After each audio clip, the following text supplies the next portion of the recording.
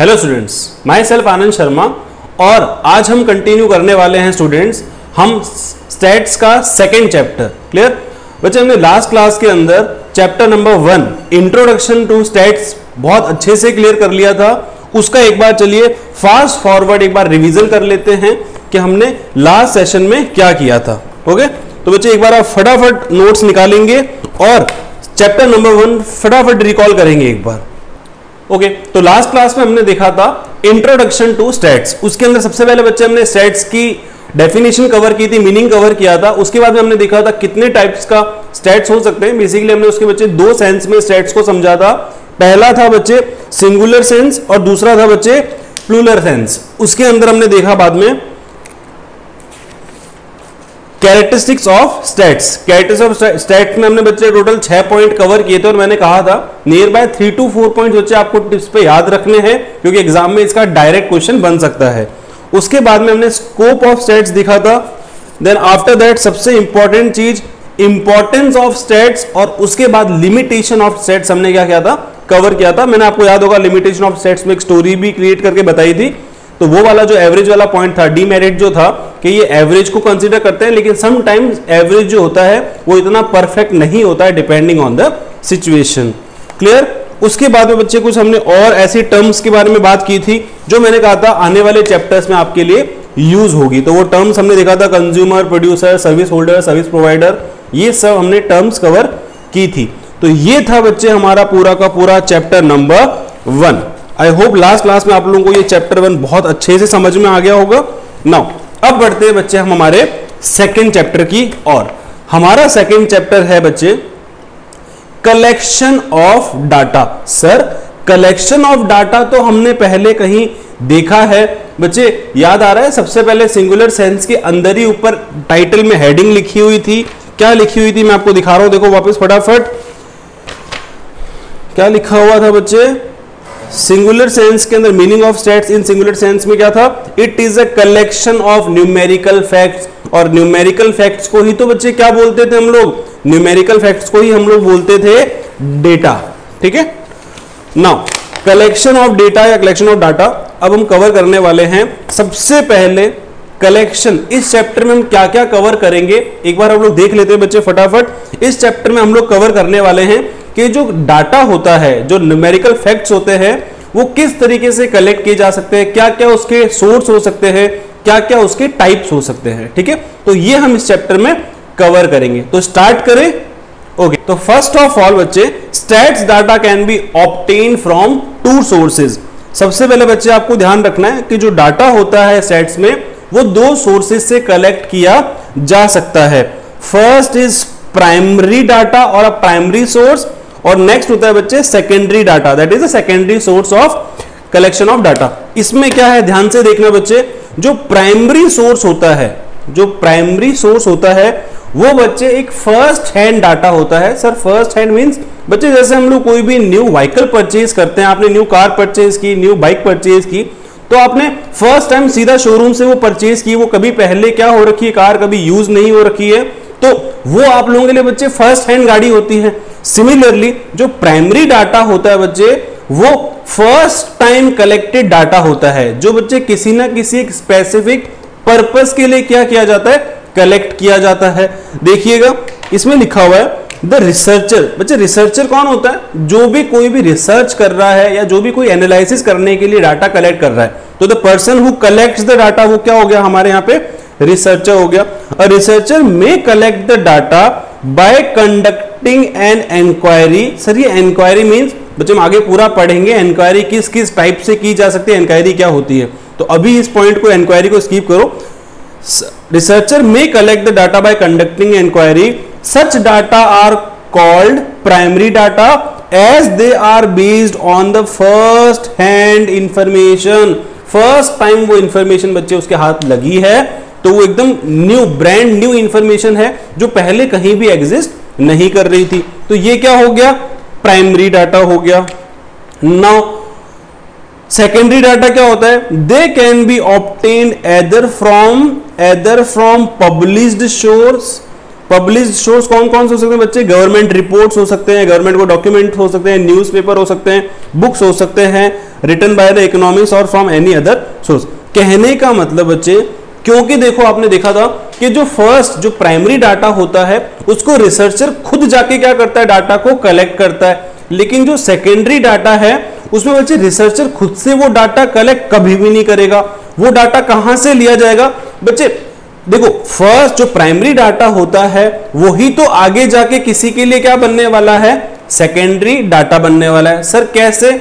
Suppose बच्चे आपने एक रिसर्च की, आपने सपोज अपनी कॉलोनी की रिसर्च की, आपने देखा कॉलोनी के अंदर कि आप कोई प्रोग्राम, आप कोई इवेंट करवा रहे हो, आपने देखा उसके अंदर कितने ऐसे लोग हैं जो 18 अबो हैं और 25 से कम एज के हैं। तो आपने 18 to 25 एज का बच्चे एक डाटा कलेक्ट किया। कैसे? आप घर घर गए, आपने रिसर्च की, आपने पता किया फैमिली मेंबर से कि सर आपके यहाँ पे कितने मेंबर रहते हैं, मतलब आपने एक सोसाइटी की रिसर्च तैयार की। उस रिसर्च में आपने देखा, आपने लिखा कि भाई 1 से 15 साल, 1 से 18 साल के इतने पर्सन हैं, 18 साल से 25 वाले इतने पर्सन हैं। आपने वो डाटा कलेक्ट किया, किसके लिए? स्पेसिफिक आपके इवेंट के लिए आपने वो डाटा कलेक्ट किया। अब हुआ क्या, आपका चलो इवेंट बहुत सक्सेसफुल हो गया। अब एक नई बाहर से कोई कंपनी आई, उन्होंने देखा आपने बहुत अच्छा इवेंट कराया था, आपने बहुत अच्छे से उसको ऑर्गेनाइज किया था।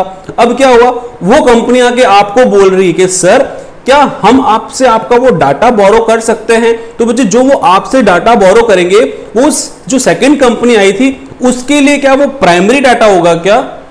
नहीं, वो प्राइमरी डाटा नहीं, बिकॉज उन्होंने घर घर जाके वो रिसर्च करके थोड़ी ना डाटा कलेक्ट किया था, उन्होंने तो एक बना बनाया डाटा आप लोगों से ऑब्टेन कर लिया। तो वो कौन सा कहलाएगा, प्राइमरी और सेकेंडरी? वो कहलाएगा बच्चे सेकेंडरी डाटा। क्लियर? तो यहां पे यही लिखा हुआ है, सेकेंडरी डाटा क्या होता है, they can be obtain either from the publish source, कोई भी ऐसा बच्चे सोर्स जो पब्लिश्ड होता है वहां से, सच एज गवर्नमेंट रिपोर्ट्स, बच्चे बहुत सारा डाटा डिक्लेयर करती है कि कितनी पॉपुलेशन है, कितना इन्फ्लेशन है, वो डाटा गवर्नमेंट ने पहले से कैलकुलेट किया। तो मे बी पॉसिबल कि कोई दूसरी कंपनी या फिर कोई दूसरे एनालिस्ट उस डाटा को यूज करे। क्लियर? देन उसके बाद कोई भी डॉक्यूमेंट्स होते हैं, कोई भी न्यूज़पेपर हो सकते हैं, कोई भी बुक्स रिटर्न ये हो सकते हैं। तो बच्चे फॉर एग्जांपल आपने कोई नोट्स बनाए, आप घर पे बैठ के नोटबुक पे क्या बना रहे थे, नोट्स बना रहे थे। नोट्स बनाने के लिए आपने ऐसा किया होगा क्या कि सारी नॉलेज पहले एक बार पूरी कवर कर ली, फिर आपने क्या किया, एक साथ बैठ के नोट्स मन में जो आ रहा है वो लिखते गए? नहीं, आपने कोई ना कोई बुक का रेफरेंस लेके नोट्स क्रिएट किए होंगे। तो बच्चे वो भी क्या हो गया आप लोगों के लिए, जो आप नोट्स क्रिएट कर रहे हो उसका जो सोर्स था बुक्स, वो आपके लिए क्या था, एक तरह से सेकेंडरी डाटा था। क्लियर? आई होप आपको बच्चे यहां तक कोई दिक्कत नहीं आएगी कि प्राइमरी डाटा और सेकेंडरी डाटा क्या होता है। अब चलिए आगे देखते हैं। नाउ अब मैं कुछ एग्जांपल्स बता रहा हूं बच्चे, यहां पे देखो एक बार इसकी डेफिनेशन देख लो सेकेंडरी डाटा की। If the data have been collected और processed by some other agency, they are called as secondary data, जो मैंने आपको बताया था। तो बच्चे बेसिकली था क्या, यहां पे तो खुद से डाटा कलेक्ट करके निकाला गया, खुद से डाटा एक बार कलेक्ट किया, उसको अपने पर्पस के लिए यूज किया, जबकि जो ये वाला डाटा था बच्चे वो प्राइमरी डाटा को ही किसी और पर्सन ने यूज किया, तो वो उसके लिए क्या कहलाएगा, सेकेंडरी डाटा कहलाएगा। नाउ यहां पर ऊपर देखो उन्होंने एग्जांपल दिया था, सपोज जैसे इन्होंने प्राइमरी डाटा का एग्जांपल दिया, you have been inquire for a large number of school student by asking a question from them collecting the desire information, the data you get is example of primary data. अब देखो हुआ क्या, ये वही जो मैंने बताया था इवेंट वाला, वैसे ही इन्होंने स्कूल के एक एग्जांपल दिया है कि आपने स्कूल में कोई ना कोई डाटा, आपने स्टूडेंट्स की कोई डिटेल्स कलेक्ट की या स्टूडेंट से कुछ क्वेश्चंस पूछ के आपने उसकी ना क्वेश्चनियर प्रिपेयर की। अब वो जो आपने खुद ने प्रिपेयर की है, चल के पूरी प्रोसेसिंग आपने खुद ने की है, वो आपके लिए प्राइमरी डाटा। अब उसके बाद देखो अगर यही जो डाटा था, for example a website that's the primary data of that source collected or processes them for the first time and secondary for all the source that later use for such data। ठीक है, यानी कि पहले primary कोई भी उस person data जो create करेगा, अल्टीमेटली सिर्फ और सिर्फ प्राइमरी सोर्स ऑफ डाटा यानी प्राइमरी डाटा वही कहलाएगा। उसके अलावा वो डाटा बच्चे वापस से रीयूज कभी भी होगा, कोई भी पर्सन उसको रीयूज करेगा अपने पर्पस के लिए, बच्चे मॉडिफिकेशन हो सकता है। ठीक है, कैसे, मैंने बच्चे डाटा कलेक्ट किया था सपोज 1 to 18, 18 to 25 और 25 to 30 की एज का। अब सामने वाला पर्सन उस डाटा को अगर मॉडिफाई करना चाहे अपने हिसाब से, तो वो एज कैटेगरी मॉडिफाई तो कर ही सकता है। अब आप ये थोड़ी कहोगे कि सर जो प्राइमरी डाटा था वो 3 ही कैटेगरी में था, बट इन पर्सन ने क्या किया, हर 5 ईयर के गैप से डाटा को कन्वर्ट कर दिया। कैसे? 1 से 5, 5 से 10, 10 से 15। तो इन्होंने तो इसकी पूरी बच्चे जो इसका सिनेरियो था वो चेंज कर दिया। तो क्या अब ये सेकेंडरी डाटा नहीं कहलाएगा? क्या ऐसा हो जाएगा? बिल्कुल भी नहीं, क्योंकि बच्चे जो मेन उसका सोर्स कलेक्शन जो डाटा उन्होंने ऑब्टेन किया है वो पहले से बना बनाया डाटा उन्होंने यूज किया, तो वो अभी भी क्या रहने वाला है? सेकेंडरी डाटा रहने वाला है। Now for example, after the collecting the data of popularity of the, देखो यहां पे बच्चे पॉपुलैरिटी की बात हो रही है, एक एग्जांपल दे रहे हैं, of a film star among the students you publish a report. यानी कि सपोज आपने ऐसी कोई डाटा कलेक्ट किया, आपने अपने स्कूल के अंदर स्टूडेंट से जो बच्चे फेमस उनके जो फिल्म स्टार हैं, जो बॉलीवुड स्टार्स हैं, आपने उनकी लिस्ट बनाई, you publish the report. If the somebody use this data, देखो यहां पे लिखा है use the data collected by you और similar study, it becomes the secondary. मतलब पहले आपने खुद ने चल के बच्चे कोई कलेक्शन किया डाटा का। बच्चे सब ये एग्जांपल्स हैं प्राइमरी और सेकेंडरी डाटा के। 3 एग्जांपल मैं आपको बता चुका हूं, एक इवेंट वाला बताया था, एक मैंने आपको क्लास में एज वाला बताया था, और लास्ट अभी ये फिल्म पॉपुलैरिटी स्टार वाला मैंने आपको बता दिया। अब आई होप आपको बच्चे इतना क्लियर हो गया होगा अभी बेसिक कि प्राइमरी डाटा और सेकेंडरी डाटा में क्या डिफरेंस होता है। क्लियर? आगे चले। नाउ अब बच्चे ऊपर एक वर्ड आया था कंडक्टिंग एन इंक्वायरी। अब देखो ये स्टैटिकल इंक्वायरी होती क्या है बच्चे? स्टैटिस्टिकल इंक्वायरी देखो, it means a search conducted by using a statistical tool for collecting, देखो ध्यान से, क्वांटिटेटिव इंफॉर्मेशन। मतलब बच्चे जो स्टैट्स के कुछ मेथड्स होते हैं, कुछ टूल्स होते हैं जिनके बारे में हम आगे पढ़ेंगे, उन टूल्स को अगर यूज करके आपने कोई भी बच्चे क्वांटिटेटिव इंफॉर्मेशन गेन करी है तो वो कहलाएगी बच्चे statical enquiry, conducting an enquiry. Clear? The use of statistical technique is possible when answer to the certain problem are required in a quantitative term। बच्चे याद आ रहा है? थोड़े टाइम पहले जब हमने आपने एक पॉइंट पढ़ा होगा, एक होता है क्वांटिटेटिव, एक होता है क्वालिटेटिव। क्वालिटेटिव मींस स्टैट्स के अंदर हमने देखा था कि ओनली क्वांटिटीज कवर की जा रही थी, क्वालिटी नहीं। जैसे याद आ रहा है Ram is a smart boy, तो स्मार्ट एक क्वालिटी थी, उसको हमने क्या था, कॉम्प्रोमाइज किया था, उसको हमने स्टैट्स में यूज नहीं किया था। तो यहां पर वही चीज बोल रहा है कि जो आप रिसर्च करोगे वो बच्चे प्रॉपरली किस वे में होनी चाहिए ना, क्वांटिटेटिव टर्म होनी चाहिए, मतलब मेजरेबल टर्म होनी चाहिए, उसको आप मेजर्स कर सके इन the terms of number. Clear? Now it simply conducting it simply conducted investigation with the help of statistical methods. कौन कौन से मेथड्स होते हैं वो हम आगे कैरी फॉरवर्ड करेंगे। देखो नाउ ये था बच्चे स्टैट्स। तो स्टैट्स के अंदर बच्चे सोर्स, जो प्राइमरी डाटा और सेकेंडरी डाटा, 2 सोर्सेज हो गए। उसके बाद में बच्चे आ रही है बात, डाटा कितने टाइप्स का होता है, types of data and data sources, कहां से डाटा कलेक्ट किया जा सकता है। सर अभी हमने पढ़ा था ना 2 सोर्सेज होते हैं डाटा के, कौन कौन से, प्राइमरी सेकेंडरी।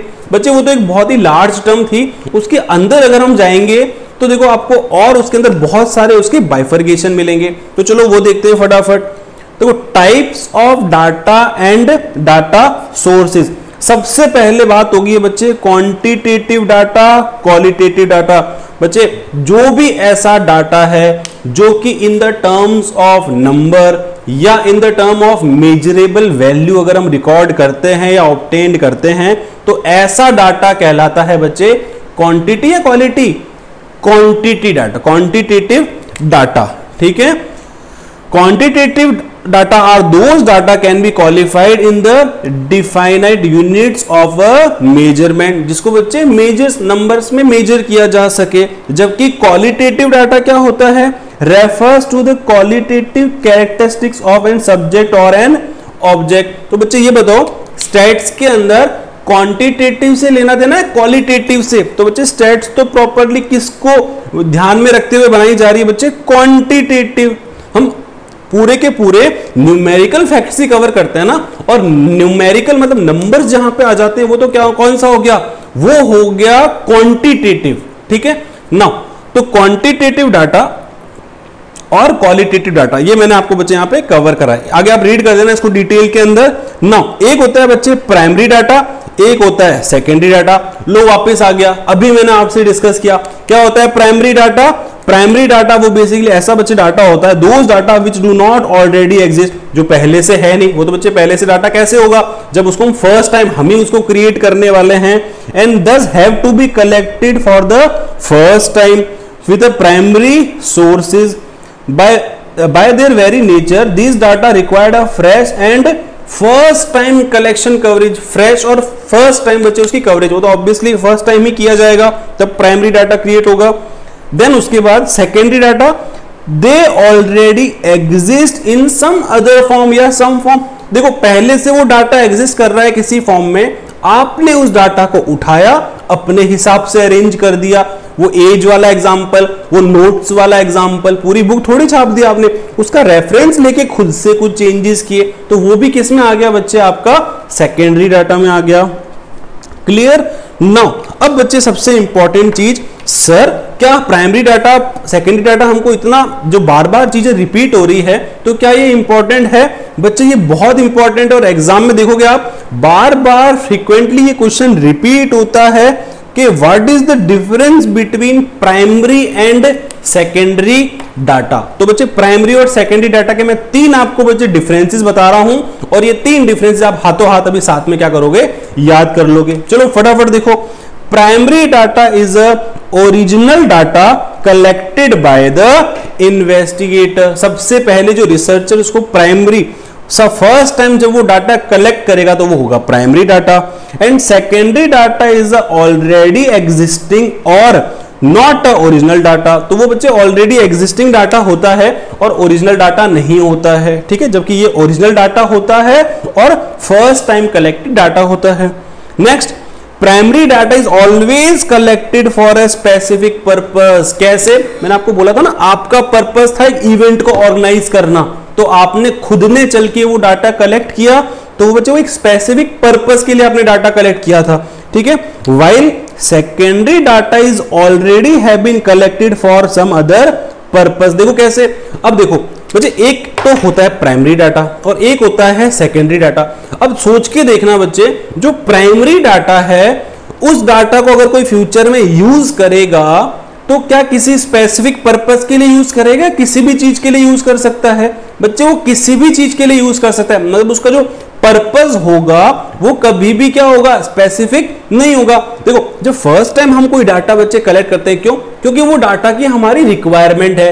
रिक्वायरमेंट क्यों है? हम कोई स्पेसिफिक गोल या हम स्पेसिफिक कोई डिसीजन लेना चाह रहे हैं, हम कोई स्पेसिफिक सिचुएशन के हिसाब से एनालिसिस करना चाह रहे हैं, इसलिए हमने वो डाटा कलेक्ट किया। अब हुआ क्या, आपने वो डाटा कलेक्ट करके रख लिया, कल को किसी और पर्सन को किसी और उससे रिलेटेड मिलते जुलते कोई टास्क के लिए आपका वो डाटा चाहिए, तो क्या वो स्पेसिफिक डाटा हुआ क्या? नहीं, आपका डाटा तो किसी भी और वे में कन्वर्ट करके यूज किया जा रहा है एज ए सेकेंडरी डाटा। तो देखो यहां पे यही कहना चाह रहा है, अब primary data is always collected for the specific purpose while secondary data is already been collected for the some other purpose। वो किसी पर्पस, स्पेसिफिक पर्पस नहीं होता है, कोई भी अदर पर्पस के लिए बच्चे कलेक्ट किया जा सकता है। नेक्स्ट देखो बच्चे, प्राइमरी देखो लिखा हुआ primary is a costlier and more expensive. जबकि ये क्या होता है, मतलब बहुत सिंपल सी बात है, जब आप बच्चे डाटा खुद से कलेक्ट करोगे तो आपके एफर्ट्स लगेंगे, आपका टाइम लगेगा, आपका पैसा, आपकी कॉस्ट लगेगी। आप कहीं जाओगे, ट्रैवल करोगे, रिसर्च करोगे तो आपका खर्चा तो आएगा, कॉस्ट लगेगी। जबकि सेकेंडरी डाटा बच्चे बहुत लेस एक्सपेंसिव होता है। कैसे? बना बनाया डाटा है, सपोज मान लो कुछ पे भी करना पड़ा लेकिन उतना थोड़ी पे करना पड़ेगा जितना उसको कलेक्ट करने के लिए डाटा लगा था। समझ रहे हो बात? मतलब अगर प्राइमरी डाटा है उसको कलेक्ट करने के लिए बच्चे बहुत ज्यादा एफर्ट्स लगाने पड़ते हैं, बहुत ज्यादा कॉस्टली पड़ जाता है, जबकि जो सेकेंडरी डाटा है वो थोड़ा लेस एक्सपेंसिव होता है। आई होप बच्चे आपको ये 3 पॉइंट अच्छे से याद रहने वाले हैं। पहला पॉइंट क्या था बच्चे, ओरिजिनल डाटा होता है फर्स्ट टाइम कलेक्टेड डाटा, जबकि वो कौन सा सेकेंडरी डाटा क्या होता है, सेकेंड डाटा होता है ऑलरेडी एग्जिस्टिंग डाटा और not original data. Next point देखा था अपन ने बच्चे, स्पेसिफिक पर्पस होता है किसका, प्राइमरी डाटा का, जबकि अदर कोई भी स्पेसिफिक पर्पस नहीं होता है, अदर पर्पस के लिए यूज होता है सेकेंडरी डाटा। और लास्ट हमने देखा एक्सपेंसिव कौन सा होता है, प्राइमरी डाटा, ठीक है, और थोड़ा लेस एक्सपेंसिव कौन सा होता है, सेकेंडरी डाटा। आई होप आपको बच्चे ये पॉइंट्स क्लियर हो गए होंगे, ठीक है। आगे बढ़े। अब देखो बच्चे, अभी मैंने आपको बोला था कि जो प्राइमरी डाटा हम कलेक्ट करते हैं उसके कुछ मेथड्स होते हैं, उसके कुछ टूल्स होते हैं कि वो डाटा कैसे कलेक्ट किया जाएगा। चलो फटाफट देखो, आपके स्क्रीन पे शो हो रहा है मेथड्स और sources of collection of primary data. मतलब बच्चे sources of collection of primary data क्या क्या हो सकते हैं। अब देखो ये बच्चे बहुत ही टेक्निकल चीजें हैं, ऐसा कुछ भी नहीं है कि आपने ये कभी ऐसे मतलब कोई थ्योरेटिकल पोर्शन पढ़ रहे हैं, ये जेन्युइन चीजें पॉसिबल है और एक्चुअल में ये चीजें ऐसे होती है। ठीक है, ये जो हम चीजें कवर कर रहे हैं वो प्रैक्टिकल है सारी चीजें। कैसे? सबसे पहला बच्चे मेथड लिखा हुआ है direct personal interview. Sir direct personal interview means बच्चे आपको कोई डाटा चाहिए था तो आप उतर गए मैदान में और पर्सनली 1 to 1 लोगों से आपने बात करना स्टार्ट किया, उससे आपने डाटा कलेक्ट करना स्टार्ट किया। कैसे? मैंने आपको भी वो इवेंट वाला एग्जांपल दिया था, चलो उस एग्जांपल को एक बार छोड़ते हैं। ठीक है, मैं आपसे बात करता हूं, ठीक है, कि सपोज हमारी सोसाइटी है, ठीक है, हमारी एक सोसाइटी है, कॉलोनी है, हमको वहां पर एक डाटा कलेक्ट करना है कि कितने परसेंट जो आपकी सोसाइटी के हैं वो वेज हैं या नॉन वेज हैं या उनके दोनों चलता है। ठीक है, वेज नॉन वेज या दोनों, ठीक है, वो वाली सिचुएशन। तो मैंने पूरी पॉपुलेशन का मेरे को ये डाटा कलेक्ट करना है। मैं उतर गया मैदान में, मैंने बोला कि सर एक एक घर पे मैं गया, हर मेंबर से मैंने पूछताछ की कि आप क्या वेज खाते हैं या नॉन वेज खाते हैं। तो मेरे को उन्होंने आंसर दिया, तो वो मैं रिकॉर्ड करता गया कि भाई इतने लोगों ने यहाँ पे इस घर में इतना बताया कि ये लोग इतना नॉन वेज इतना वेज। वो डाटा बच्चे में कलेक्ट करना मैंने स्टार्ट किया। तो देखो डाटा पर्सनल इंटरव्यू के थ्रू पूछा गया, मतलब पर्सनली मिलकर के direct personal interview. Data is personally collected by the interviewer. Interviewer से वो डाटा पर्सनली क्या किया गया? कलेक्ट किया गया। तो ये भी बच्चे क्या होता है? Source of collection of data होता है। नाउ बच्चे सोच के देखना, अगर ये चीज हर कोई डाटा एनालिस्ट करने लग जाए, हर कोई रिसर्चर ये चीज करने लग जाए, तो बच्चे कितना ही टाइम लग जाएगा और उस इंसान के कितना ही पैसा लग जाएगा। क्यों बच्चे? मैंने तो अभी एग्जांपल लिया सोसाइटी का।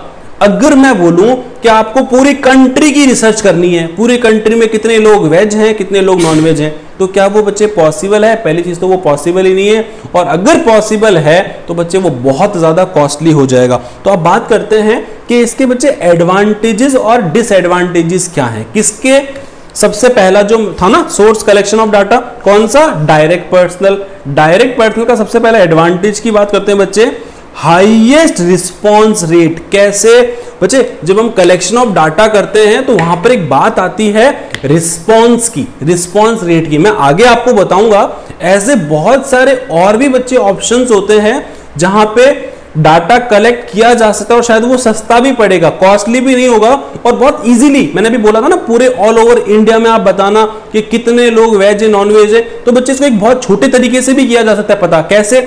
बच्चे देखो आज के टाइम में मैं आपको एक छोटा सा एक टेक्निक बता रहा हूं। आज के टाइम में सभी इंडिया के अंदर जो लोग रह रहे हैं सबका आधार कार्ड बना हुआ है, सबका आधार कार्ड बना हुआ है। सबके आधार कार्ड में क्या लिंक हो रखा होगा? उनका मोबाइल नंबर लिंक हो रखा होगा। तो क्या क्या मान लो सपोज किसी अथॉरिटी से परमिशन लेकर के हमने क्या किया, आधार कार्ड के जो भी ऑल ओवर इंडिया के नंबर हैं, 135 करोड़ लोगों के नंबर हमने लिए और सबको बच्चे एक मैसेज भेज दिया। क्या मैसेज भेजा? यू आर वेज और नॉन वेज। तो बच्चे सबको वो मैसेज रिसीव हुआ। अब होगा क्या? मेरा आपसे बच्चे ये सवाल है, क्या हर एक इंसान यानी कि 100% पॉपुलेशन जिसको वो मैसेज रिसीव हुआ है, क्या वो पॉपुलेशन उस मैसेज का बच्चे रिप्लाई देगी यस या नो में? बच्चे आधे से ज्यादा लोग तो ऐसे होंगे जो बेसिकली इलिटरेट हैं, जो बेसिकली बच्चे इलिटरेट हैं, वो तो क्या करेंगे? उस मैसेज का रिप्लाई नहीं कर पाएंगे। ठीक है, मे बी क्या पता उनको इंग्लिश नहीं आ रही हो, पढ़ना नहीं आ रहा हो। सपोज हमने हिंदी में भी भेज दिया, लेकिन अगर वो मैसेज मान लो कहीं ऐसी जगह पहुंच गया जहां पे हिंदी और इंग्लिश, जैसे कि मद्रास में बच्चे, वहां पे तमिल वाले लोगों को शायद हिंदी इंग्लिश में भी पॉसिबल, लेकिन हिंदी उनको नहीं आती हो, हमने हिंदी में भेजा हो तो उनको भी वो चीज समझ में नहीं आई हो। तो कहने का मतलब वहां पे जो रिस्पॉन्स मिलना है पॉपुलेशन से या रिस्पॉन्स मिलना है हमें जिनसे चाहिए, वो रिस्पॉन्स पूरा नहीं मिल पाएगा। तो बात हो रही है यहां पे किसकी? यहां पर बात हो रही है बच्चे डायरेक्ट पर्सनल इंटरव्यू की। पर्सनल इंटरव्यू के अंदर बच्चे रिस्पॉन्स, सबसे ज्यादा रिस्पॉन्स रेट हाई होता है। क्यों? अब बच्चे सामने आप किसी से मिल रहे हो, आप उससे कोई सवाल पूछ रहे हो, तो क्या वो आपको जवाब नहीं देगा क्या? क्यों? क्योंकि बच्चे आप उसके बहुत सारे डाउट्स क्लियर कर दोगे, उसको क्वेश्चन समझ में नहीं आया और किसी तरीके से पूछने का ट्राई करोगे, मतलब आपको रिस्पांस हाँ या ना में या वेज या नॉन वेज वो रिस्पांस जरूर मिल जाएगा। जो आपको जो बेसिकली आपका जो टारगेट था, आप लोगों से डाटा कलेक्ट करना चाह रहे हो, तो रिस्पांस आपको पब्लिक से प्रॉपरली मिल पाएगा। ठीक है, वो बात अलग है आपने ऐसे किसी इंसान से पूछा जिसकी आपके साथ बिल्कुल नहीं बनती थी, वो बोले नहीं हम तो आपको रिस्पांस नहीं देंगे, हमको आपको इग्नोर करेंगे। ठीक है, तो वो वाला बच्चे यहाँ पे एक्सेप्शनल केस है। तो जनरली यहाँ पे क्या होता है बच्चे, कोई भी डायरेक्ट इंटरव्यू में जब हम मिलके किसी से बात करके पूछते हैं, कोई भी डाटा कलेक्ट करते हैं, तो वहां पे रिस्पॉन्स रेट क्या होता है, हाई होता है। तो यहाँ पे देखो वही लिखा हुआ है क्या कि हाई रिस्पॉन्स रेट। तो बच्चे एडवांटेज हुआ डिसएडवांटेज हुआ, ऑब्वियसली इसका एडवांटेज हुआ। अब नेक्स्ट देखते हैं बच्चे, अलो ऑल टाइप्स ऑफ क्वेश्चन। इसके अंदर बच्चे जो फॉर एग्जांपल जो मैसेज वाला मेथड था, मे बी पॉसिबल मैं उसमें इतना बड़ा कोई क्वेश्चन पूछ रहा हूं या फिर कोई केस स्टडी पूछ रहा हूं जिसमें मैंने क्वेश्चन ही मेरा बच्चे आधे पेज का है, तो क्या वो मैं मैसेज या ऐसी किसी चीज के थ्रू मैं उनको कन्वे कर पाऊंगा? नहीं। यहां पे जनरली बच्चे मैं किसी भी टाइप के क्वेश्चंस पूछ सकता हूं, क्योंकि मेरे सामने आंसर करने वाला है और मैं उससे क्वेश्चंस क्रिएट पूछ रहा हूं, तो वो मेरे को बच्चे रिस्पॉन्स तो करेगा, साथ में कैसे भी टाइप का मैं उसको क्वेश्चन अगर पुट करूंगा तो वो उसका आंसर करेगा। यानी इसीलिए मैं आंसर क्वेश्चन कैसे भी टाइप का पुट कर सकता हूं। Allows clearing doubts regarding the question, ये वही वाली चीज है। अब फॉर एग्जांपल बच्चे मैंने कोई भी क्वेश्चन आपसे पूछा था, आपको उस क्वेश्चन में डाउट आ गया कि सर किस सेंस में मेरे को आंसर देना है या किस वे में मेरे को बताना है। ठीक है, तो ये भी पॉसिबल है कि क्वेश्चन जब आप पूछ रहे हो, जैसे होता है ना क्लास के अंदर हम स्टूडेंट से क्वेश्चन पूछते हैं, तो वो बच्चा बोलता है, या तो हम लोग उसको वो बोलता है सर इसमें को समझ में नहीं आ रहा है इंग्लिश में, can you please ask the same question in the Hindi language, तो हम हिंदी में उस बच्चे से पूछते हैं, तो वो डाउट जो है क्वेश्चन के रिगार्डिंग वो डाउट तो उसका क्लियर हो रहा है ना। तो बच्चे ये तीन इसके एडवांटेजेस थे किसके, पर्सनल इंटरव्यू मेथड के। पहला रिस्पांस रेट हाई होता है, उसके बाद ये ऑल टाइप्स के क्वेश्चंस को अलाउ करता है, और उसके बाद में कोई भी डाउट्स होता है रिगार्डिंग द क्वेश्चन तो वो भी क्या करता है, ये क्लियर करता है, सॉल्व करता है। अब बात करते हैं बच्चे डिसएडवांटेजेस की। ठीक है, क्या वो ऑल ओवर इंडिया की जो पॉपुलेशन वाला जो मैंने सर्वे लेना चाह रहा था मैं, वेज या नॉन वेज, क्या वो पॉसिबल था डायरेक्ट इंटरव्यू से? नहीं, बहुत ही ज्यादा टिपिकल हो जाता, मोस्ट एक्सपेंसिव। उसके बाद में बच्चे इन्फॉर्मेंट्स कैन बी इन्फ्लुएंस्ड। कैसे बच्चे, अगर मैं डायरेक्टली मिलके किसी इंसान से बात करके कोई चीज पूछ रहा हूं तो मे बी पॉसिबल उस क्वेश्चन के अंदर उसको कुछ ऐसी हेजिटेशन हो जाए, या वो उस क्वेश्चन के अंदर वो सामने क्योंकि हेजिटेट होके उसका आंसर उसको देना तो कुछ और था, लेकिन वो क्या कर रहा है बच्चे, कुछ और आंसर दे रहा है, जबकि बाकी कुछ हम मेथड जब हम आगे डिस्कस करेंगे तो बच्चे वो इंटरव्यूअर से कभी भी इन्फ्लुएंस नहीं होता है। मतलब फॉर एग्जाम्पल यहाँ पे इन्फ्लुएंस का मतलब ये है, जब आप डाटा कलेक्ट कर रहे हो, आप पर्सनली किसी से 1-to-1 बात कर रहे हो, तो बच्चे वहां पे आपको इन्फ्लुएंस करने के चांसेस बढ़ जाते हैं। कैसे, मैंने आपसे सवाल पूछा और मैंने आपसे इस तरीके से पूछा कि आपको उसका जवाब हाँ में ही देना पड़ गया। ठीक है, मैं टेक्निकली जो सामने क्वेश्चन पूछने वाला है उसने उस वे में पूछा, बिकॉज उसको सर्वे को क्या करना है, यस में ज्यादा फेवर लोगों को लेके आना है, तो मे बी पॉसिबल मैं उसमें कुछ चीट करूंगा या फिर मैं उसमें इन्फ्लुएंस करूंगा सामने वाले को कि वो मेरा जवाब इस वे में दे या फिर हाँ में दे दे। ठीक है, यानी कि informants can be influenced easily, यहां पर वो बात है।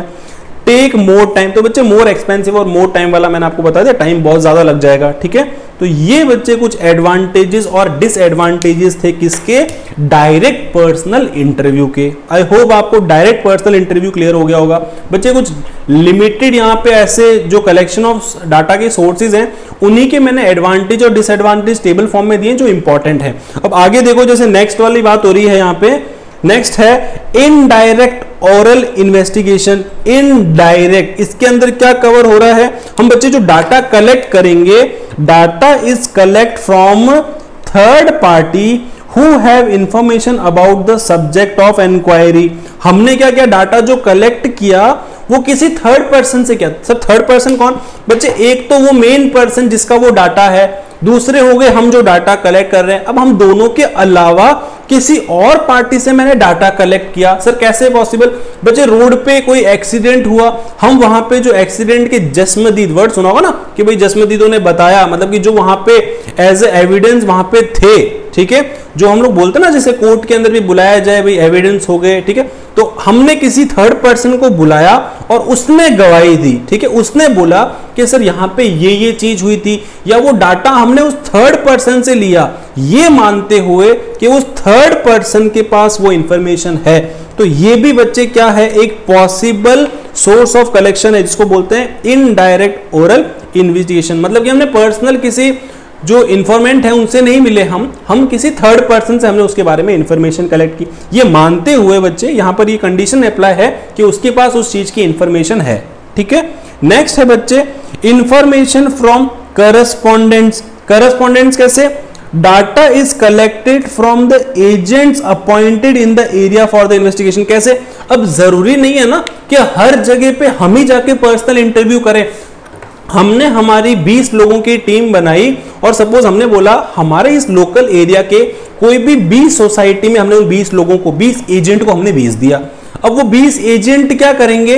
20 एजेंट वहां पे गए, उन्होंने अपनी अपनी जो कॉलोनी जो उनको अलॉट की गई थी वहां पे उन्होंने एक सर्वे किया, वहां पे इन्होंने डाटा कलेक्ट किया और हमने उन 20 लोगों से वो डाटा कलेक्ट करके बच्चे एग्रीगेट कर दिया, मर्ज कर दिया। तो ये जो हो गया वो हो गया बच्चे इंफॉर्मेशन फ्रॉम करस्पॉन्डेंट। उसके बाद बच्चे अगला इंपॉर्टेंट टाइप का जो बच्चे सोर्स ऑफ कलेक्शन है, मेल्ड क्वेश्चन एयर। ये आजकल बच्चे बहुत ही ज्यादा कॉमन है और अगर आप बच्चे स्मार्टफोन की दुनिया या फिर आप ऑनलाइन ज्यादा वर्क करते हैं तो आपको ये चीज बहुत अच्छे से पता होगी, शायद आपने भी कहीं ना कहीं ये चीज देखी होगी। कैसे? बच्चे सपोज मैं छोटा सा एग्जांपल दे रहा हूं, आपने देखा होगा कभी कभी ऑनलाइन बहुत सारे सर्वेज चलते हैं। कैसे? आपने देखा होगा सपोज आप YouTube पे कोई वीडियो देख रहे हो और बीच में कोई एक सर्वे आ गया, आपको बोलता है do you want to answer this survey, आप यस करोगे तो वो आपसे कुछ क्वेश्चंस पूछता जाएगा, ठीक है, वो मतलब रिटर्न की चीज हो रही है। इसका एक प्रैक्टिकल एग्जांपल दे रहा हूं, वो इसका बेस्ट एग्जांपल नहीं होगा, लेकिन आपने देखा होगा जब सपोज आपने मोबाइल में कस्टमर केयर को कॉल किया और कस्टमर केयर से कॉल करने के बाद आपको पता है एक मैसेज आता है कि आप हमारे जो कस्टमर केयर सर्विसेज एग्जीक्यूटिव में आपसे बात की है उससे आप कितने संतुष्ट हैं, आप उसको रैंक कीजिए 1 to 10। अगर आप 1 रैंक देंगे तो वो सबसे अच्छा उन्होंने किया, 10 देंगे तो सबसे बेकार, तो आप उसको रिप्लाई करते हो ना, रिस्पॉन्ड करते हो। तो वो जो बच्चे यहाँ पे चीज होने वाली है वो एक ईमेल के थ्रू होने वाली है, ठीक है, मेल के थ्रू। कैसे? मेल्ड क्वेश्चन एयर का मतलब होता है बच्चे अ लिस्ट ऑफ क्वेश्चंस, ठीक है। मेल्ड क्वेश्चन एयर में a data is collected through questionnaire, यानी list of questions mailed to the informant, मतलब जिससे हमें इंफॉर्मेशन चाहिए हमने उसकी जीमेल आईडी ली, उसको हमने सारे क्वेश्चंस एक साथ मेल कर दिए और नीचे स्पेस दे दिया, 4 ऑप्शन में टिक करना उसको ऑप्शन दे दिया। अब वो मेल सबके पास पहुंच गया। बच्चे अगेन वहां पर यही वाली बात आने वाली जो मैंने आपको बताया था, क्या यहाँ पे रिस्पॉन्स प्रॉपर मिलने वाला है? सबसे देखो यहाँ पर एडवांटेज और डिसएडवांटेजेस की बात करते हैं। सबसे पहले लीस्ट एक्सपेंसिव, बच्चे खर्चा तो होना ही नहीं है, मेल भेजना आज के टाइम में कहां पैसा लगता है? आपने सुना है कभी एक मेल के 10 रुपए, एक मेल के 20 रुपए? पॉसिबल ही नहीं है। मेल भेजना, ईमेल भेजना तो फ्री है ऑनलाइन। उसके बाद में only method to reach remote areas, इसका बच्चे एडवांटेजेस की बात कर रहा हूं। सबसे पहले तो ये सस्ता होता है, उसके बाद में ऐसी कोई लोकेशन रिमोट एरिया जहां पे इंसान का पहुंचना मुश्किल है, ऐसे कोई पहाड़ों में या ऐसे कोई इलाके में जहां पे बच्चे ट्रैवलिंग सोर्स काफी डिफिकल्ट है, ठीक है, लेकिन क्या वहां पे नेटवर्क पहुंच सकता है? बिल्कुल। तो जहां नेटवर्क पहुंच सकता है वहां टेक्नोलॉजी पहुंच गई, और क्या पता हमने वहां पे मेल करके हमने हमारे सर्वे कंडक्ट कर लिए, हमने डाटा कलेक्ट कर लिया। Next, informants can be influenced. देखो बच्चे यहां पर एक मिस्टेक है, इसमें इन्फ्लुएंस कांट भी होगा, ठीक है, इसके अंदर इन्फ्लुएंस्ड है वो कभी भी मतलब इंफॉर्मेंट जो है जिससे हमें इंफॉर्मेशन चाहिए उसको हम इन्फ्लुएंस नहीं कर सकते। सर कैसे? उसको हमने मेल भेजा, क्या हम उसके ऊपर कोई प्रेशर बना सकते हैं? क्या हम उसके ऊपर कोई दूसरी कोई पैतरे कोई तरीका अपना के उससे हम ये आंसर ले लें जो हम चाहते हैं? नहीं। तो बच्चे हम उसको इन्फ्लुएंस नहीं कर सकते। तो ये इसका एक क्या है, एक और एडवांटेज है। तो इसके 3 एडवांटेज है भाई, सस्ता पड़ता है, कहीं से भी ये डाटा कलेक्ट किया जा सकता है रिमोट एरिया से, और नेक्स्ट जो इन्फॉर्मेंट है उसको इन्फ्लुएंस नहीं किया जा सकता है इसके अंदर, ठीक है। जबकि इसके डिसएडवांटेजेस की बात करें, अब देखो ध्यान से, लॉन्ग रिस्पॉन्स टाइम। क्या पता जैसे एसएमएस के केस में आपने देखा था आपको मान लो कोई मेल आया या फिर कोई एसएमएस आया, आपने उसको देख के सीन करके छोड़ दिया, बोला जब टाइम मिलेगा तब सेंड करेंगे। जबकि पर्सनल में क्या था, हाथों हाथ बंदा खड़ा है, इसको ऐसे बोलेंगे आप यहां पे 5 घंटे रुको साहब, मेरे को टाइम मिलेगा तो मैं आपको आके आंसर दूंगा, ऐसा थोड़ी होगा बच्चे। यहां पर ये चीज पॉसिबल है, यहां पर आपका वो रिस्पॉन्स है वो कुछ टाइम के लिए टाल सकता है, या क्या पता वो रिस्पॉन्स दे ही ना, तो यहां पे जो रिस्पॉन्स टाइम है वो काफी लॉन्ग है। क्लियर। उसके बाद में can not be used by illiterates, कैसे, अगर कोई पढ़ा लिखा नहीं है तो बच्चे कैसे ही वो कंप्यूटर यूज करेगा, कैसे ही वो मेल पढ़ेगा और कैसे ही मेल का रिस्पॉन्स करेगा। तो यहां पर इसका डिसएडवांटेज ये है कि कोई ऐसा अगर इलिटरेट पर्सन है उसके ऊपर आप इससे रिस्पॉन्स नहीं कवर कर सकते हो। Doubts can not B clear regarding the question. अब मेल में आपको कोई क्वेश्चन आया, आपको कोई क्वेश्चन आई, उसमें मान लो क्वेश्चन नंबर 9 में आपको डाउट है, तो बच्चे क्या वो सामने वाला पर्सन ये करेगा कि जो सर ये क्वेश्चन नंबर 9 जो है ये प्लीज मेरे को समझाइए, समझ में नहीं आ रहा, और वापस मेल उसने सेंड किया, ऐसा होगा क्या? नहीं, वो तो बोलेगा चलो छोड़ो ना, एक क्वेश्चन है इसमें कोई भी एक टिक कर देते हैं और इस क्वेश्चन को खत्म करते हैं। मतलब बच्चे क्वेश्चन के कोई डाउट्स है वो वहां पे क्लियर होना पॉसिबल नहीं है। ठीक है। नो, अब देखो 3 यहां पे हमने एडवांटेज और डिसएडवांटेज, क्योंकि ये इंपॉर्टेंट था, एक तो डायरेक्ट पर्सनल और एक ये वाला बच्चे मेल वाला, तो यहां पर इसने हमने कवर कर दिया कि सबसे ये वाला बच्चे लीस्ट एक्सपेंसिव होता है, only method to reach remote, यहां पर रिमोट एरिया पे इजीली कवर हो सकता है, और नेक्स्ट इन्फ्लुएंस नहीं किया जा सकता इन्फॉर्मेंट को। जबकि इसका डिसएडवांटेज क्या हो गया बच्चे, टाइम काफी लगता है रिस्पांस वापस रिसीव होने में, इलिटरेट पर्सन के ऊपर यूज नहीं किया जा सकता है, और डाउट्स भी क्लियर नहीं किए जा सकते अगर क्वेश्चन के ऊपर किसी को डाउट आ रहे हैं तो कोई दिक्कत नहीं। ओके, नेक्स्ट पॉइंट देखेंगे बच्चे, point number E, questionnaire field by the एनुमरेटर। बच्चे इतना इंपॉर्टेंट पॉइंट नहीं, एनुमरेटर मींस यहां पे बच्चे उस फील्ड का कोई एक्सपर्टाइज होगा, एक एक्सपर्टाइज पर्सन होगा, वो क्या करेगा, data is collected by the trained informator who will fill the questionnaire. मतलब वो ट्रेंड है उस चीज के अंदर, उसको हमने रिस्पॉन्सिबिलिटी दे रखी है, ये क्वेश्चनेयर ले लो, इसका डाटा फिल करके लाओ, तो वो पूरा सर्वे करेगा, चाहे वो ऑनलाइन करे चाहे वो पर्सनल करे, और वो चीज वहां से क्या करेगा, कलेक्ट करके लाएगा। इतना ज्यादा इंपॉर्टेंट नहीं है, इसको फिलहाल क्रॉस लगा दो। तो बच्चे एक तो डायरेक्ट पर्सनल इंटरव्यू और दूसरा मेल्ड क्वेश्चनेयर वाला यहां पर था important as a source of collection of data. Clear, यहां तक सबको समझ में आ गया बच्चे? ओके, नाउ अब बात करते हैं बच्चे, सबसे पहले जो मैं कब से आपको बोल रहा हूं क्वेश्चनेयर, तो बच्चे questionnaire means a list of question है, उसकी क्या क्वालिटीज होती है। बच्चे क्वेश्चनेयर प्रिपेयर करना भी अपने आप में एक बहुत ही ज्यादा इंपॉर्टेंट रोल है फॉर द रिसर्चर। कैसे बच्चे, उसको किस टाइप का क्वेश्चन पुट करना है ताकि जो उसको इंफॉर्मेशन चाहिए वो मिल जाए, और वो क्वेश्चन इस वे में होना चाहिए कि इजीली सामने वाला उस क्वेश्चन को समझ सके। तो यहां पे देखो, ये अगेन बच्चे बहुत इंपॉर्टेंट है, what are the qualities of good questionnaire. ये हमेशा एग्जाम में क्वेश्चन बन सकता है। ठीक है, देखो क्या, सबसे पहले पॉइंट नंबर 1 जो इसकी क्वालिटीज हैं बच्चे कवर कर रहे हैं, a covering letter with the objective and the scope of survey. सबसे पहले जो बच्चे क्वेश्चनेयर है उसके ऊपर टॉप पे या फिर उसके कवर पे ये प्रॉपर लिखा होना चाहिए कि इस जो ये क्वेश्चनेयर है इसका पर्पस क्या है, इसका ऑब्जेक्टिव क्या है। उस ऑब्जेक्टिव को ध्यान में रख के ही तो सामने वाला इसको प्रॉपर वे में आंसर कर पाएगा ना। तो यहां पे सबसे पहले चीज, उसके बाद मिनिमम नंबर ऑफ क्वेश्चंस, और ट्राई करें बच्चे क्वेश्चंस की लिस्ट ज्यादा बड़ी ना हो। ठीक है, पता चला आपने 30-45 क्वेश्चन लिख दिए, और बच्चे किसके पास तो इतना टाइम है कि वो मेल का आपका 40 क्वेश्चन का आंसर करेगा, किसी के पास इतना टाइम नहीं है। तो लिमिटेड 4 to 5 और 6 10 to till the 10th question, ये एक पर्सन के ऊपर डिपेंड करता है कि वो 10 क्वेश्चन क्या कर ले बच्चे, आंसर कर दें। तो बच्चे फिर भी ट्राई करें कि कम से कम एक क्वेश्चन है वो क्वेश्चन पुट करें। उसके बाद में अवॉइड पर्सनल क्वेश्चंस। बिल्कुल, अगर बच्चे कोई क्वेश्चनेयर के अंदर पर्सनल क्वेश्चंस हैं तो मे बी पॉसिबल सामने वाला पर्सन झिझक दिखाए और उनका आंसर वो देना सही नहीं समझे, और क्या पता उस 1-2 क्वेश्चन के चक्कर में उसने पूरी की पूरी क्वेश्चनेयर का रिस्पॉन्स ही नहीं किया और आपका पूरा सर्वे ही खराब हो गया। ठीक है, तो कभी भी पर्सनल क्वेश्चंस कभी भी क्वेश्चनेयर में पुट नहीं करने होते हैं। Questions should be clear and simple, जो मैंने आपको बताया बहुत ही क्लियर एंड सिंपल वे में वर्ड्स में क्वेश्चंस लिखा होना चाहिए। Question should be logically arrange. कैसे बच्चे, question should be logically arrange का मतलब कैसे, वक्त आपने देखा होगा कुछ एक डोंट टेक इट अदरवाइज, एक मूवी के अंदर आपने देखा होगा ऐसे डायलॉग आपने सुने होंगे। सपोज कोई जनगणना वाले आए हैं, ठीक है, जनगणना वाले आए, जनगणना वाले कौन होते हैं पता है ना, घर घर पे आके सर्वे करते हैं ये घर में कितने इंसान रहते हैं। उन्होंने क्वेश्चन पूछा आप लोगों से, क्या क्वेश्चन पूछा कि सर घर में कितने मेंबर हैं, उन्होंने बोला सर हम चलो 5 हैं, ठीक है, कितने इनमें से मैरिड है, बोला सब हम दोनों हस्बैंड वाइफ ही मैरिड हैं, ठीक है, फिर बोला बच्चे कितने हैं, बोला उन्होंने 3 बच्चे हैं। अब उन्होंने बोला सबसे बड़े बच्चे के बारे में उन्होंने क्वेश्चन पूछा कि सर आपका लड़का क्या करता है, बोला साहब लड़का तो स्टडी कर रहा है। उन्होंने फिर पूछा कि सर लड़के के बच्चे कितने हैं, आपका जो बच्चा है मतलब बॉय लड़का है उसके बच्चे कितने हैं, तो उसने बोला बच्चा तो एक भी नहीं है। फिर आपने बोला क्या बच्चे की शादी हो रखी है।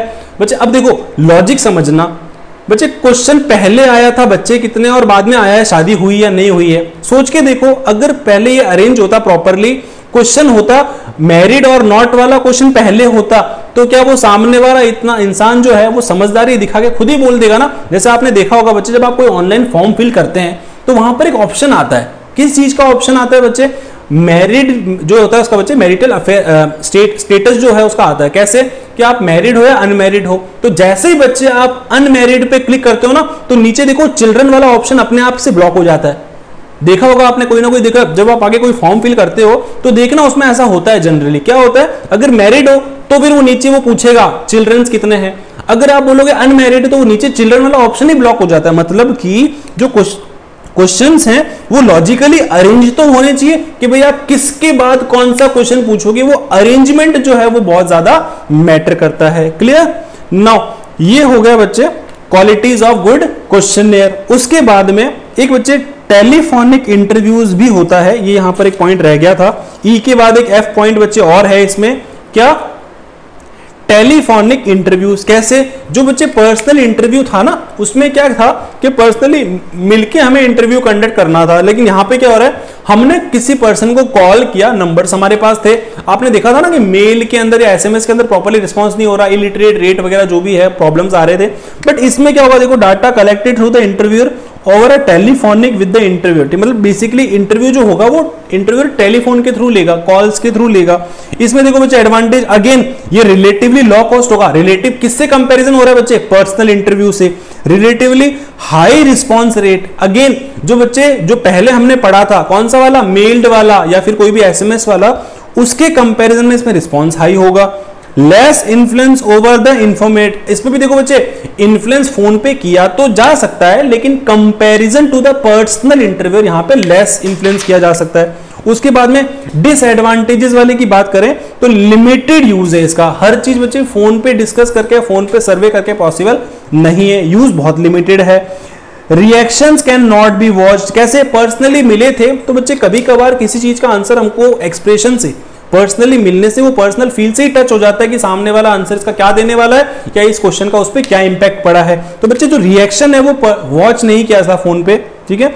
रिस्पोंडेंट्स कैन बी इन्फ्लुएंस, अब देखो ध्यान से, जो रिस्पोंडेंट्स हैं वो क्या कर सकते हैं बच्चे, यहाँ पे इन्फ्लुएंस हो सकते हैं। कैसे, जो रिस्पोंडेंट है वो इन्फ्लुएंस हो जाए किसी रीजन से, suppose depending on the situation, कहीं वो जल्दीबाजी में था, उसने आपके सर्वे के फटाफट आंसर दे दिया और बात खत्म, बोला नहीं सर ये इसका आंसर यस, अगले वाले का आंसर यस, अगले वाले का आंसर यस, उसने ध्यान दिया ही नहीं आपके क्वेश्चंस पे, वो कहीं बिजी था अपने कुछ काम में, इंपॉर्टेंट काम में, तो उसने आपके सर्वे को क्या करा बच्चे, यहां पर जो आपके रिस्पॉन्स आपको मिला है पब्लिक से उसमें यहां पे एरर्स ऑकर हो जाएंगे, ठीक है। तो ये हो गया बच्चे इसके 3 डिसएडवांटेजेस और एडवांटेजेस, ठीक है। ये बच्चे सिमिलर वे है, ये जो हमने डायरेक्ट पर्सनल इंटरव्यू देखा था ये उसका जस्ट स्मॉल लेवल पे वही टर्म है, यहां पर मिलना नहीं है डायरेक्टली, आपको टेलीफोन पे पर्सनल इंटरव्यू की बात करनी है, ठीक है। नाउ यहां तक बच्चे कोई भी दिक्कत नहीं। उसके बाद में बच्चे एक होता है पायलट सर्वे। बच्चे ये पायलट सर्वे क्या होता है, try out the questionnaire on a small group to find a shortcoming, ठीक है। बेसिकली होता है क्या बच्चे, हम जो हमारी क्वेश्चनर होती है उसको स्मॉल ग्रुप्स के अंदर क्या कर देते हैं, बाइफरगेट कर देते हैं। Try out the questionnaire on a small group to find the shortcoming, उसको हमने जब स्मॉल ग्रुप में कवर डिस्ट्रीब्यूट कर दिया, अब होता क्या, हमें सर्वे करना था, हमें क्वेश्चंस पुट करने थे, तो सारे के सारे 10 या 20 क्वेश्चन हमने उनसे नहीं पूछे, एट सब लोगों से नहीं पूछे, हमने ग्रुप्स में डिसाइड कर दिया 5 क्वेश्चन हमने कहीं और से कलेक्ट किए आंसर, 5 क्वेश्चंस के आंसर हमने कहीं और से कलेक्ट किए। तो बच्चे इस तरीके से हमने क्या किया, सर्वे कंडक्ट किया। हम आगे पढ़ेंगे बच्चे, एक होता है सेंसस, एक होता है सैंपल। सैंपल के अंदर 100% पॉपुलेशन कभी कवर नहीं होती है सर्वे में, ठीक है। तो यहां पर वही बात हो रही है, कुछ ग्रुप से स्मॉल पोर्शन के क्वेश्चंस हमने पुट किए और किसी और ग्रुप से हमने स्मॉल पोर्शन को पुट किए, ठीक है। नाउ यहां तक कोई दिक्कत नहीं। अब देखो ये तो सारी की सारी बात थी बच्चे प्राइमरी डाटा, जो प्राइमरी डाटा था वो कलेक्ट कैसे किया जाएगा उसके सोर्सेस की बात थी। उसके बाद में बात आती है सेकेंडरी डाटा। कौन सा होता है सेकेंडरी डाटा?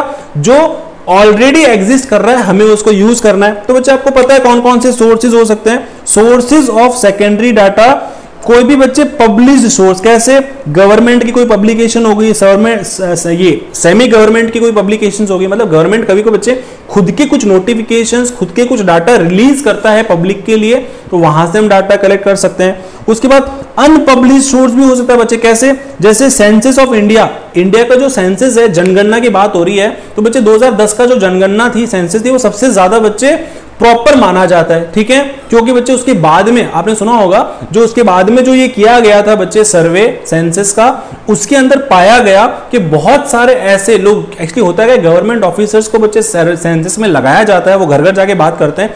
लोगों ने क्या करना शुरू कर दिया, एक्चुअल में लोग कहीं गए नहीं, सर्वे नहीं किया, घर पे बैठ के सारे फॉर्म फिल करके वो सर्वे के फॉर्म लेके जमा कर दिए, तो बच्चे वो इम्प्रॉपर हो गया सर्वे, उसका रिस्पॉन्स प्रॉपरली नहीं मिला। तो उस केस में हमारा डाटा ही क्या हो गया, गलत हो गया। तो बच्चे अनपब्लिश्ड में जो सेंसस, गवर्नमेंट के पास जो सेंसस ऑफ इंडिया का जो डाटा है, they are collected by the organization of their own record, खुद के लिए रिकॉर्ड किया हुआ है, तो वो कभी पब्लिश नहीं होता है। लेकिन वो भी एक तरह से क्या है बच्चे, सेकेंडरी सोर्स ऑफ डाटा ना, यूज करने को तो प्राइमरी भी किया जा सकता है, और ये यूज करने के लिए पब्लिश्ड सोर्स को भी हम यूज कर सकते हैं, और अनपब्लिश्ड भी अगर बाई चांस हमने कहीं से निकलवा दिया, फिर गवर्नमेंट ने किसी और पर्पस के लिए यूज कर लिया ये वाला डाटा, तो वो भी गवर्नमेंट के लिए डाटा क्या कहलाएगा बच्चे, सेकेंडरी डाटा कहलाएगा। क्लियर? नाउ तो बच्चे ये हो गया हमारा पॉइंट नंबर 2। एक तो होते हैं बच्चे सोर्सेज ऑफ सेकेंडरी डाटा का, पब्लिश्ड और अनपब्लिश्ड। अब बच्चे आज के लिए काम करते हैं, इतना ही करते हैं। मैं नहीं चाहता कि थ्योरेटिकल पोर्शन आपके लिए ज्यादा हो जाए, तो ये जो आगे के पोर्शन है बच्चे, random sampling, non random sampling, उसके बाद में सेंसस क्या होता है, सैंपलिंग क्या होता है, ये बच्चे हम नेक्स्ट क्लास में कवर करेंगे। ज्यादा कुछ बड़ा कुछ पोर्शन इस चैप्टर का बचा नहीं है, छोटा सा ये चैप्टर था। इसके अंदर बच्चे जो नेक्स्ट पार्ट होगा उसमें हम ये वाला जो पेंडिंग पोर्शन है वो कंप्लीट करेंगे। साथ ही साथ बच्चे हम लोग थर्ड चैप्टर भी स्टार्ट कर देंगे। सर इनके क्वेश्चंस बच्चे, question chapter number 1, chapter number 2 और चैप्टर नंबर 3 तीनों के साथ में एक बार ये चैप्टर्स कवर हो जाए हमारे, इसके बाद में आपको इनके important questions along with the answers में आपसे शेयर करूंगा, ठीक है। बिकॉज ये चैप्टर बहुत छोटे हैं, तो मैं नहीं चाहता बच्चे कि बार बार हम लोग इनके क्वेश्चंस बीच में करके आपको डिस्टर्ब करें। तो एक बार आप फ्लो में पूरा 3 चैप्टर कवर कर लो, उसके बाद में हम करते हैं इनके क्वेश्चंस डिस्कस। तो बच्चे आज की क्लास के लिए इतना ही। Bye, take care. I hope students आपको आज की हमारी क्लास बहुत अच्छे से समझ में आई होगी। ऐसे ही और वीडियो लेक्चर्स देखने के लिए हमारे यूट्यूब चैनल आनंद कॉमर्स एकेडमी सब्सक्राइब करें। वीडियो पसंद आया तो लाइक करें, और अगर आपके कोई भी क्वेश्चंस हो, कोई भी डाउट्स हो, तो नीचे कमेंट करें।